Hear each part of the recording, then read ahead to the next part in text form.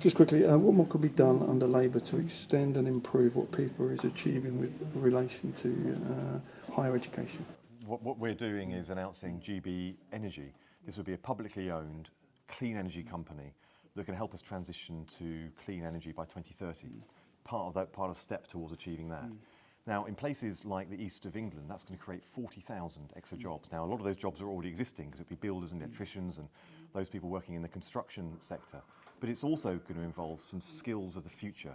And that's where places like Peterborough College, with the Green Technology Centre that's just coming online soon, is going to play a crucial role. So we're boosting existing jobs, we're getting investment into the local economy, and also those young people who are being trained with new skills to tackle those new opportunities that are coming up, they're going to have somewhere to go to in the local area. So this is only possible if people vote to make it possible, because we need a change in order to make this a reality. And if people vote for change on July the 4th, then of course the Labour government can get cracking with it from day one. And it was great to be able to show Peter the Green Technology Centre. It is places like this at Peterborough College which means that we will be able to get our fair share of skilled green collar jobs, which will give not just young people but people retraining the opportunity to get on. We have set up for too long and have accepted that Peterborough is always second best. The new technology centre working with Peter and the Labour government means we can get to the top of the league table of good high skilled jobs and prosperity. What gaps in the area of further education has Labour identified? What will Labour do to create better training and skills opportunities for cities like Peterborough? Well, for places like Peterborough, it is very clear that further education and some of the vocational pathways into work have been underinvested in, and constant churn in reforms, new qualifications being set up, existing qualifications being closed down, some qualifications only being up and live for maybe 2 or 3 years, which creates complete confusion. What we're going to the electorate with on July the 4th is the prospect of a decade of national renewal. We will set priorities for our country, including in education, that will span a decade. We need that stability, we need that focus, the clarity of purpose, not just for government, but for our whole country.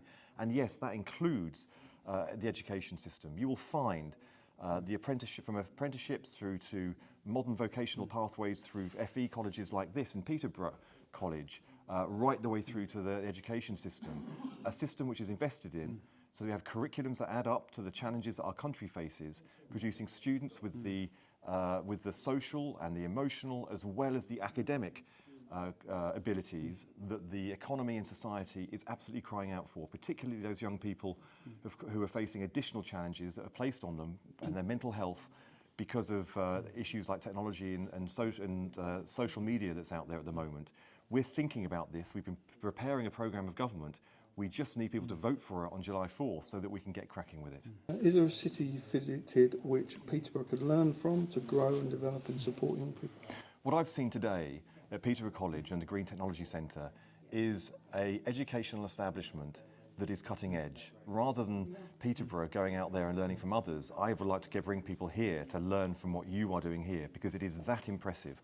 As soon as that goes live in December, I want to start coming back here, hopefully as Secretary of State, so that I can see the learning in action and bring people here to see what you're doing, because this is the way forward. We are going to create the demand for the jobs and the skills of the future. We need to make sure there are places like this at the cutting edge which are producing those skills, and we want other parts of the country to learn from it. What would you say are the key 3 areas of difference between what Andrew Pakes can offer Peterborough compared to what Paul Bristow can offer? Well, look, this election is about our opportunity to turn the page from 14 years of Tory chaos. I'm going to be out there every day between now and the general election, listening to voters, talking about the concerns and beginning to address how we can be the change we need in this city. There's a clear difference between me and the career politician, Conservative MP this city has. I will fight to improve our NHS. I will get the investment into the city, and I'll be an honest, open broker about the skills and opportunities we can create in this city. This is our chance for change. We don't get big change elections very often. People are fed up, nothing works in this country. And working together with Peter and my Labour colleagues at the national team, we can have a Labour council, a Labour MP and a Labour government delivering the investment and the achievements we need for young people to get on in this city. We now have a Labour-run council, Labour combined authority mayor, and maybe soon a Labour MP, Andrew, for Peterborough. That's quite some turnaround. Why do you think that is? There's nothing inevitable about winning or losing in politics. You win when you address the priorities of a local community that you seek to represent. And that's what we're seeing up and down the country. Since Keir Starmer became leader and he changed the Labour Party and got us fit for service, you found us moving forward in every set of local elections. And as we move towards a general election, Labour Party is ready to serve. And you've seen that with fantastic quality candidates such as Andrew. They are ready to serve. And you've also seen this fundamental principle that Keir Starmer has reiterated time and time again. Country first, party second. This comes after 14 years of instability and chaos because the party in government has put party first and country second. That's why you can't get planning reform through, because they can't get it through their own party. It's why so many different policies are skewed towards extremes, because they have to please a faction within their own party. With Labour, we will be focused on the priorities of the country with 5 missions, and those crucial 6 first steps we'll take from day one, and we will offer a decade of national renewal based on putting the country first. Peterborough's a proud working city. People are working harder and they've got common sense. I think too many people now know that the promise of 2019 election has not been borne out. Life is getting tougher. Things don't work. NHS waiting lists are going up. We don't see enough neighbourhood police on it. Antisocial behaviour is going up. The economy, mortgage rates, food bills, it's all going up.